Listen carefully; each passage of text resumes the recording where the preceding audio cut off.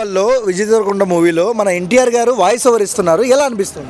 Super super కేక కిరాకు. ఇండస్ట్రీలో మొత్తం రికార్డులన్నీ తిరగరాసిపోవాలి అంతే. ఎందుకంటే మనోడు జూనియర్ ఎన్టీఆర్ మాస్కా కింగ్, మాస్కా అమ్మ మొగుడు కాబట్టి సో ఇంకా దాంట్లో డౌటే లేదు. ఇంకా అన్ని రికార్డులు అన్ని కలెక్షన్ల కింగ్ మొత్తం పండబెట్టేస్తుంది మూవీ మొత్తం ఇండస్ట్రీని.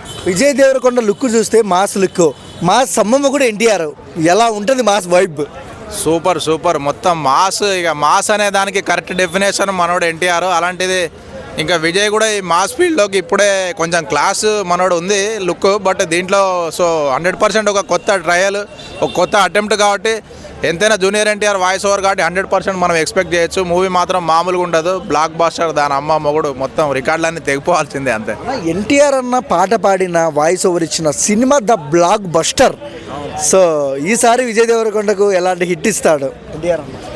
విజయ్ దేవరకొండ జీవితంలో ఒక అంటే లైక్ ఒక ఎవర్ గ్రీన్ మూవీ లాగా ఆయన కెరియర్లో సోఫార్ ఒక మంచి మనకెప్పుడు ఒక అంటే లైక్ రికార్డ్స్ అన్ని బ్రేకింగ్ లాగా ఒక ఎప్పటికొక ఒక ఒక లైక్ చిరస్థాయి అంటే మిగిలిపోయే మూవీ లాగా 100% ఉంటుంది. ఎందుకంటే ఇక జూనియర్ ఎన్టీఆర్ వాయిస్ ఓవర్ ఇచ్చాక ఇప్పటివరకు అయితే ఏ మూవీ కూడా ఇది కాలేదు. సో 100% నెక్స్ట్ లెవెల్ ఉంటుందని మనం 100% ఎక్స్పెక్ట్ చేద్దాం. అది ఓవరాల్గా ఎన్టీఆర్ అన్న గురించి ఏం చెప్తారన్న?